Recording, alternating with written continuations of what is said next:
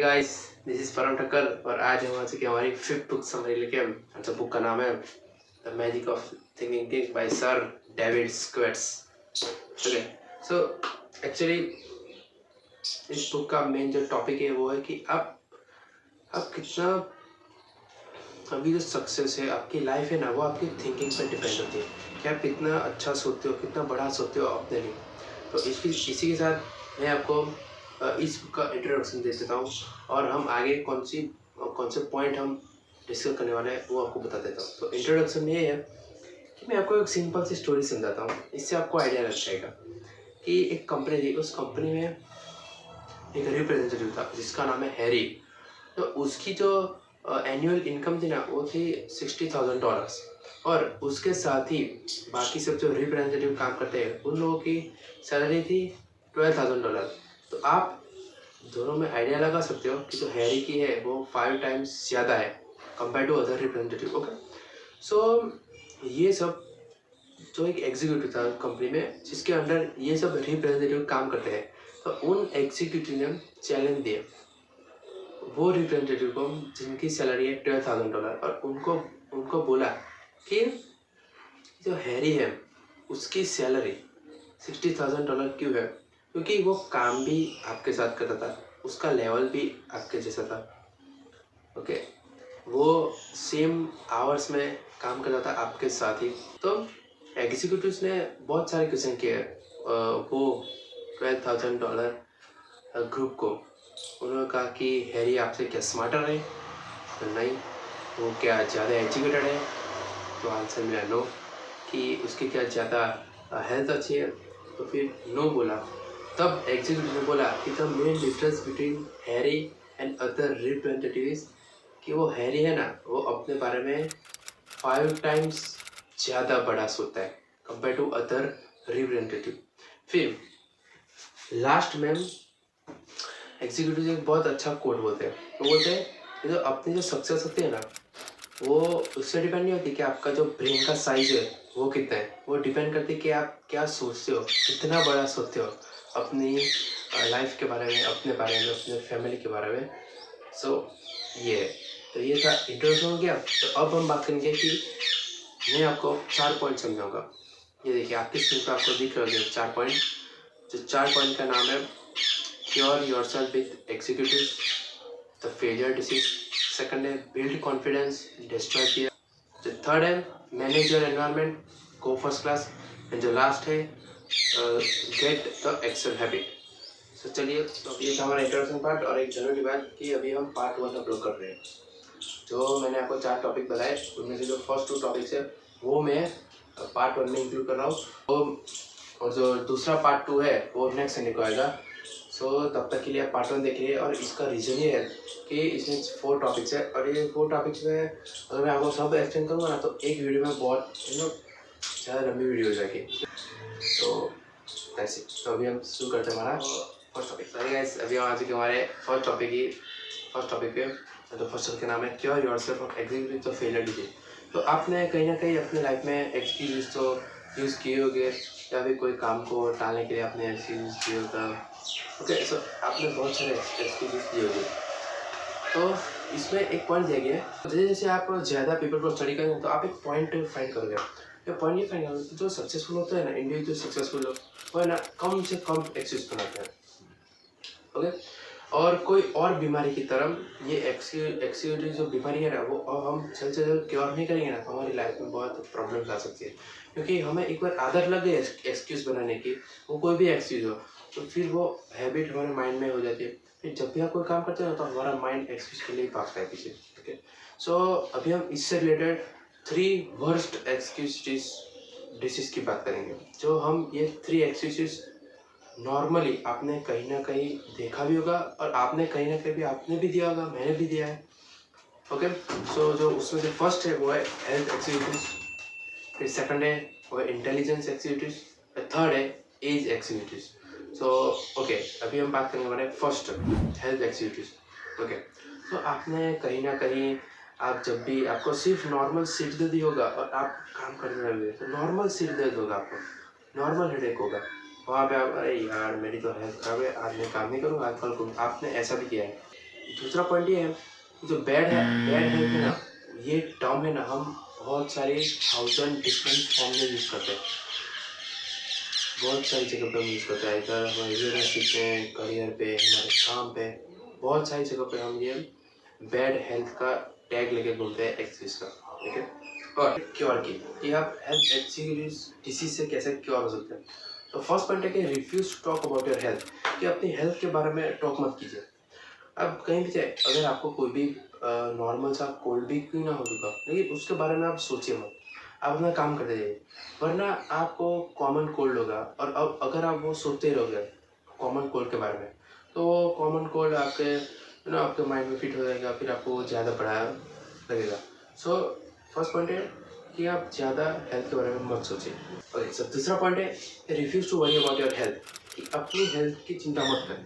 भगवान ने आपको अच्छी हेल्थ दी है, उसको एक्सेप्ट कीजिए और अपना काम कीजिए, बहुत उसकी चिंता मत कीजिए। कि अपनी लाइफ है, फुल एंजॉय करो, उसको टाइम वेस्ट मत करो अपनी हेल्थ के बारे में सोच के कि मेरी हेल्थ कैसी होगी और मेरी हेल्थ 70 ईयर्स के बाद में हॉस्पिटल बेड कैसे पड़ा होगा, ऐसा मत चिंता मत कीजिए।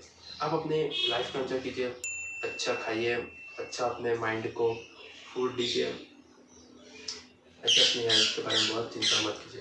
बस ये था हेल्थ एग्जीक्यूटिव। अभी हम बात करेंगे सेकंड एग्जीक्यूटिव की। सेकंड है intelligent executive. So let's start. Okay, तो इंटेलिजेंट एग्जीक्यूटिव के बारे में बात करते हैं। आपने कहीं ना कहीं सुना होगा, बहुत सारी जगह पे सुना होगा कि अगर आपको सक्सेसफुल होना है तो आपके पास अच्छा दिमाग होना चाहिए, आपके पास अच्छा इंटेलिजेंस होना चाहिए। ये नॉर्मल कोड आपने कहीं ना कहीं तो सुना होगा, लेकिन ये बहुत ही कॉमन है। ओके, नेक्स्ट है कि हम इंटेलिजेंस के बारे में दो बेसिक एरर्स करते हैं। नॉर्मली आपने भी किया होगा, मैंने भी किया है, दो बेसिक एरर्स। जो फर्स्ट एरर है वो है कि हम हमारे ही ब्रेन को अंडर एस्टिमेट करते हैं, कि हमारे ब्रेन में कितनी पावर है ना, वो आपको अंदाजा नहीं है, और हम हमारे ब्रेन को ही अंडर एस्टिमेट कर देते हैं। और जो सेकंड एरर है कि हम दूसरों के ब्रेन को ओवर एस्टिमेशन करते हैं। कि अगर आपके कंपेयर में कोई व्यक्ति है, तो आप उसके बारे में सोचेंगे कि इसके पास अच्छा ब्रेन है, मेरे पास तो अच्छा ब्रेन है ही नहीं, वो मुझसे ज़्यादा इंटेलिजेंस है। तो ऐसा हम सब सोचते हैं, ठीक। तो दूसरा पॉइंट हम बात करते हैं कि मैटर ये नहीं करता कि आपका कितनी इंटेलिजेंस है, मैटर ये करता है कि आप वो इंटेलिजेंस को कैसे यूज़ करते हैं अपनी लाइफ में, अपनी लाइफ को ईजी बनाने में। अपनी लाइफ में बहुत सारे प्रॉब्लम्स आए होंगे, उसको कैसे हैंडल करने के लिए आप ये इंटेलिजेंस यूज़ करते हैं, वो इम्पोर्टेंट है। अभी हम बात करेंगे हमारे क्योर्स की, कि आप कैसे अपने इंटेलिजेंट एक्टिविटीज़ को क्योर कर सकते हैं। उसके 3 वेज है। फर्स्ट वेज है कि अपनी इंटेलिजेंस को कभी भी अंडर एस्टिमेट कीजिए और दूसरों की ओवर एस्टिमेट मत कीजिए, ये फर्स्ट है। सेकंड पॉइंट है कि अपने आप को हमेशा रिमाइंड कीजिए कि आपका जो एटीट्यूड है वो इम्पोर्टेंट है कंपेयर टू योर थिंकिंग। कि आपका जो पॉजिटिव एटीट्यूड है, अगर आपका कोई भी अप्रोच है अपनी लाइफ में, वो ज़्यादा इंपॉर्टेंट है कंपेयर टू इंटेलिजेंस। तो ये था हमारा इंटेलिजेंस एक्सिक्यूटिव। तो अभी हम बात करने वाले लास्ट थर्ड एक्सिक्यूटिव, वो एज एक्सिक्यूटिव। ओके, तो अभी हम बात करें हमारे थर्ड एक्सिक्यूटिव की। थर्ड एक्सिक्यूटिव का नाम है एज एक्सिक्यूटिव। सो नॉर्मली आपने कहीं ना कहीं ये सुना होगा कि मैं बहुत ओल्ड हो चुका हूँ और मैं आज काम नहीं कर सकता। फिर आपने बहुत सारी जगह पे सुना होगा, आपने अपना एज एक्सिक्यूटिव दिया होगा कि आप 40 के 50 ईयर्स को जाओगे, तो आप तब सोचो कि यार मैं तो उम्र हो गई, मैं ये काम नहीं कर सकता। आपने ऐसा सब बहुत सारा यूज़ किया होगा, आपने सुना भी होगा कि आपने हंड्रेड्स ऑफ पीपल से सुना होगा कि जब कोई भी काम आता है या सर्टेन एज आ जाती है 40-45 ईयर्स या फिर 35, जो भी हो आप समझ जाओगे, तो उसमें ये बोलता है कि मैं तो हैंडीकैप हो चुका हूँ क्योंकि मेरी एज ज़्यादा है, मैं ये काम नहीं कर सकता क्योंकि मेरी ये एज ज़्यादा है। तो आपने ऐसा सब बहुत सारा सुना होगा। So as executive normally common तो बहुत है, लेकिन 40+ ईयर्स के ऊपर जो एज वाले ना, उसमें बहुत सारे कॉमन है, वो कर सकते हैं। क्योंकि उसमें ऑप्शन ने दिया है कि स्टिल आप 30 ईयर्स के भी होंगे ना, स्टिल आपके पास 80% लाइफ बची है ऊपर। फिर 40 ईयर्स के हो गए तो 60% लाइफ बची है कुछ करने के लिए, तब भी लोग एज एग्जीक्यूटिव देते हैं, तब भी एक्सक्यूज देते हैं, मैं नहीं कर सकता, एज के लिए देते हैं। ओके, अभी हम बात कर रहे हैं क्योर्स, कि आप जो एज एग्जीक्यूटिव है उनमें से आप कैसे छुटकारा पा सकते हो। या उसको आप कैसे टाल सकते हो, उसके कुछ मेथड दिए गए। तो मैं आपके एक के बाद आपको बताऊंगा। जो फर्स्ट है वो है कि अपनी जो प्रेजेंट एज है ना उसको पॉजिटिवली ले, ना आप ज़्यादा ओल्ड हो ना आप ज़्यादा यंग हो, आप अपनी टाइम के हिसाब से आप कंप्लीट हो, तो अपनी एज को पॉजिटिवली लो। इससे कि आप कंप्यूट कीजिए, आप कैलकुलेट करके आपके पास कितना प्रोडक्टिव टाइम अभी बचा है। फिर ऑथर ये बता दें कि जो 30 ईयर्स का ना आपकी, तो आपके पास अभी भी 80% प्रोडक्टिव लाइफ बची है। रिमेंबर, आप अगर 30 ईयर्स के मिल जाओगे ना तभी आपके पास 80% प्रोडक्टिव लाइफ बची है। तो आप इससे सोच सकते हो कि एज एक्चुअली में मैटर ही नहीं करता, मैटर करता है हमारा माइंड सेट। सो ये थी हमारी एज एक्टिविटीज़। तो हमारे जो फर्स्ट टॉपिक है वो इधर हम फिनिश करते हैं। तो अभी हम सेकंड टॉपिक के बारे में डिस्कस करेंगे। ओके, सो अभी हम बात करने वाले हैं सेकंड टॉपिक जो बहुत ही इंपॉर्टेंट है। और आज की सेंचुरी में 21st सेंचुरी में ये जो टॉपिक है ना वो बहुत ही इंपॉर्टेंट है, आपकी लाइफ में बहुत इम्पैक्ट करेगा। अगर आपने ये प्रॉपर अपनी लाइफ में यूज़ किया तो मैं गारंटी दे सकता हूँ, मैंने भी ये यूज़ किया है और मैं आपके सामने आज जब बोल रहा हूँ ना तो इसकी वजह से ये इस पर्टिकुलर टॉपिक को मैंने बहुत स्टडी किया और मैंने अपनी लाइफ में और अपनी माइंड में और अपने हार्ट में इतना ज़्यादा यूज़ किया ना कि इसकी वजह से मुझे आज हेल्प हो रही है। मैं आज पब्लिक स्पीकिंग कर पा रहा हूँ, आपके सामने बोल पा रहा हूँ, इसकी वजह ये सेकंड टॉपिक। सो मैं आपको सेकंड टॉपिक एक्सप्लेन करूँगा। तो सेकंड टॉपिक का नाम है build confidence and destroy fear. तो मुझे भी फियर था कैमरे के सामने आने की, मुझे भी फियर था। मैं जब भी कैमरे के सामने आता था मैं भूल जाता था क्या बोलूँ मैं। फिर मेरी जो टंग थी वो स्लिप हो जाती थी, क्या बोलना चाहता हूँ क्या बोल रहा था। फिर मेरा माइंड ब्लैंक हो जाता था, मैं क्या बोलूँ। ओके, फिर मैं कैमरे के सामने नहीं देख पा रहा था, ऐसे करता था। सो इस टॉपिक ने बहुत इम्पैक्ट किया है। तो मैं ये होप रखता हूँ मैं आपको एक्सप्लेन करूँ कि आपकी लाइफ में भी ये टॉपिक इम्पैक्ट हो। इसमें फर्स्ट पॉइंट ये दिया कि आपका जो फियर है ना वो सिर्फ इमेजिनेशन है, वो कोई थॉट ही नहीं है। वो आपका जो माइंड है ना वो पर्टिकुलर थॉट प्रोड्यूस करता है और आप उसकी वजह से डर जाते हो, ना कि रियलिटी में फियर एग्जिस्ट ही नहीं करता। फिर ये तो फियर है ना वो रियल है, आपको उसको रिकॉग्नाइज भी करना चाहिए और जल्द से जल्द उसका क्योर भी आपको ढूंढना चाहिए। तो अभी हम बात करेंगे types of fear. Total 3 types के फियर होते हैं। तो फर्स्ट है एम्ब्रेसमेंट बिकॉज ऑफ पर्सनल अपीयरेंस। जो फर्स्ट फियर है ना वो ये फियर है कि आप पर्सनल मीन्स कि आप जो कपड़े पहनते हो उसमें आप कैसे लगोगे। इसलिए जब आप अच्छे से क्लोथ पहनते हो और फिर कोई भी बाहर जाते हो फिर आप सोचते हो कि यार वो क्या सोचेगा, वो मेरे बारे में क्या सोचेगी, ऐसे सब आप सोचते हो कि क्या फियर है। तो इसका क्योर क्या है कि इम्प्रूव कीजिए, बार शॉप जाइए, अच्छा हेयर कट कीजिए, अच्छी कोई क्लोथ की शॉप लाइए, अच्छी कोई क्लोथ की शॉप पे जाइए, अच्छे क्लोथ्स खरीदे पहने और स्मार्ट बन के रहिए। ये फर्स्ट फियर है। सेकंड फियर है कि fear of Fehling in examination, कि भी आप एग्जामिनेशन में फेल हो जाओगे, ये भी एक टाइप का फियर है। तो उसका एक्शन ये है कि आप जितना चिंता करते हो कि मेरे एग्जाम में कितने मार्क आएंगे, मैंने ये नहीं किया, फिर मेरा एग्जाम में इतने मार्क आएंगे तो मुझे कहाँ एडमिशन मिले, ये सब सोचने की वजह से आप उतने टाइम स्टडी कीजिए। ये था उसका क्योर। और थर्ड फियर है fear of what other people से, कि भाई दूसरे लोग क्या कहेंगे। ये तो बड़ा ही कॉमन है। आपने एक फेमस क्वेश्चन होगा, सबसे बड़ा रोग क्या कहेंगे लोग, ये आपने सुना ही होगा। इसका क्यों है कि आप पहले तो प्लान बना लीजिए कि मुझे ये ऐसा करना है, फिर अगर वो प्लान चाहिए ना तो कर दो, फिर आप चिंता मत करो कि लोग क्या सोचेंगे। अगर आप किसी अच्छे काम के लिए कर रहे हो ना तो कुछ टाइम के लिए वो आपको वो क्या कहते हैं उसको क्रिटिसाइज करेंगे या बोलेंगे कि ये तू क्या कर रहा है, ये गलत है, ये सब। अगर आपका प्लान अच्छा होगा, अगर आप आगे जाएंगे तो वो लोग आपको सपोर्ट करेंगे, वो लोग ही आपकी तारीफ करेंगे। Remember that. अभी मैं आपको 2 स्टेप प्रोसीजर बताऊंगा जिससे आप अपने फियर को क्योर कर सकते हो और अपने आप में कॉन्फिडेंस बिल्ड कर सकते हो।